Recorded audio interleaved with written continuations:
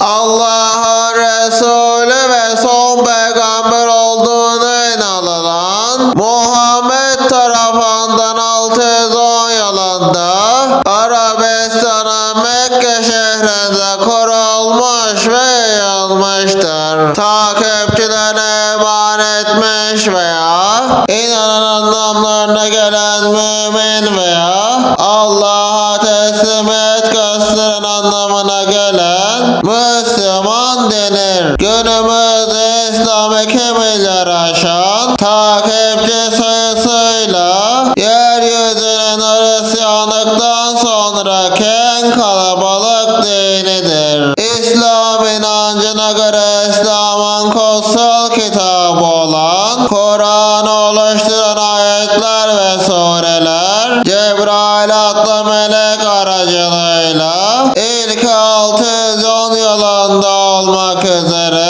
sözlü olarak Muhammed'e vahyedilmiştir. İslam'ın temelinde tek ilah olan Allah'a, onun eşi ve benzeri olmadığına inanmak anlamına gelen tevhid inancı yatmaktadır. İslam'ın ana kaynağı olan Kur'an dışında Muhammed'in hayata davranış tarzı sünnet ve sözleri hadiste çoğu Müslüman için bağlayıcı bir öneme sahiptir. Müslümanlar İslam'ın Adem, İbrahim, Musa ve İsa gibi peygamberler aracılığıyla daha önce de birçok kez vahyedilmiş olan eksiksiz ve evrensel bir din olduğuna inanırlar. Müslümanlar dili Arapça olan Kur'an'ı Allah'ın değiştirilmemiş son vahiy olarak kabul ederler. Diğer İbrahim dinlerde olduğu gibi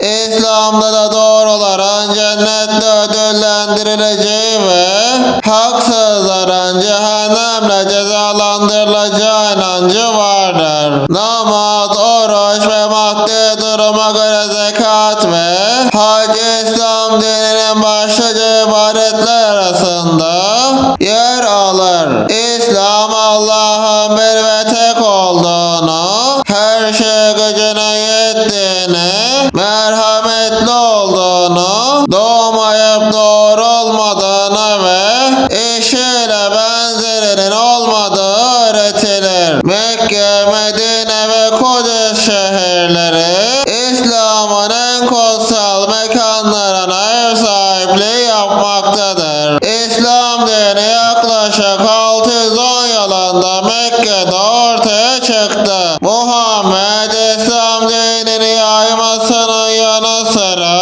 siyasi ve askeri yapılanmaya da gitti ve Medine'de İslam devletini kurdu. Muhammed'in ölümünden sonra halife denilen hükümdarlar bu devletin ardılı olma iddiasıyla egemenlik sürdürdüler ve hanedanlarca yönetilen imparatorluklar kurdular. Emevi ve Abbas hanedan topraklarının zamanla bölünmesiyle yeni ve farklı Müslüman devletler ortaya çıktı. 8.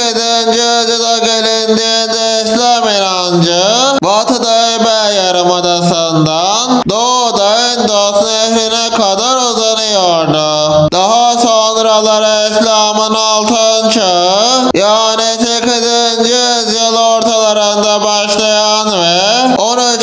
yüzyıl sonlarına kadar devam eden Müslüman dünyasının çoğunun bilimsel, ekonomik ve kültürel yönden zirvede olduğu tarihsel dönem yaşandı. 18. yüzyıldan 20. yüzyıla kadar sömürgenleştirilen Müslüman çoğunluklu çeşitli bölgeler 2.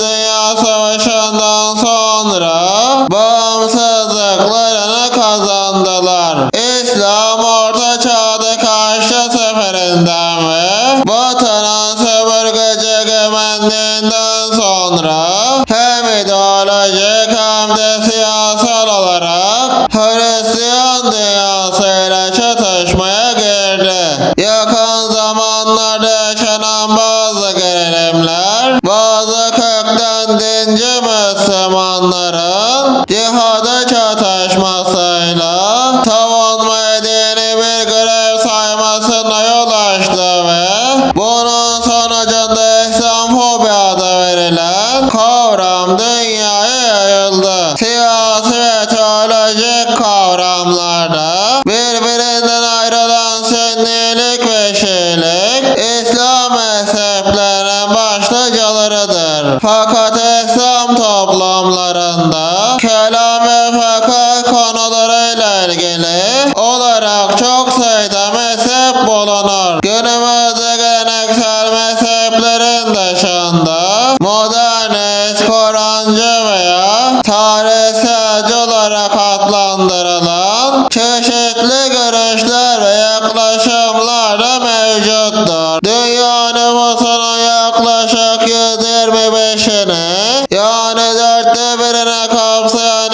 İslam dini en büyük dinlerden biri olarak varlığını sürdürüyor. Müslümanlara %80 ve 90'ı Sünni, %10 ve 20'si de Şiidir. Yaklaşık 50 ülkenin nüfusunun çoğu Müslümandır. Müslümanların çoğunluk nüfusta bulunduğu ülkelerin bir kısmı dine dayalı şeriat yöntemlerini benimsemekte. Bir kısmı şeriatı belirli alanlarda uygulamakta. Bir kısmı şeriatı esas almayıp İslam'ı sadece resmi devlet dini kabul etmekte. Geriye kalan diğer ülkeler ise şeriatı devre dışı bırakan laik sistemlerle yönetmektedir. Endonezya en büyük Müslüman nüfusuna sahip ülkedir. Müslümanların yaklaşık %13'ünü 231 milyon orada yaşamaktadır. Onun sırasıyla Pakistan, Hindistan ve Bangladeş izlemektedir. Hindistan sayısal açıdan en büyük Müslüman azınlık nüfusunun 195 milyon yaşadığı ülkedir. Genel olarak Müslümanların yarısından fazlası Asya'da, %25 Orta Doğu ve Kuzey Afrika'da yaşar. Ama dünyanın neredeyse her ülkesinde Müslüman topluluklar vardır. Sohbetimizi burada bitiriyoruz. Bir sonraki sohbetlerde görüşmek üzere. Sağlıcakla kalın. Bizi izlediğiniz için teşekkür ederim. Kanalıma abone olmayı unutmayın. El Fatiha. Euzu billahi mineşşeytanirracim. Bismillahirrahmanirrahim. Elhamdülillahi Rabbil alemin. Errahmanirrahim. Maliki yevmiddin. İyyâke na'budu ve iyyâke nestaîn. İhdina sıratel mustakim. Sıratel lezîne en'amte aleyhim gayril mağdûbi aleyhim velezzâllin. Amin ya Rabbi. Amin. Allah kabul etsin. Hayırlı geceler.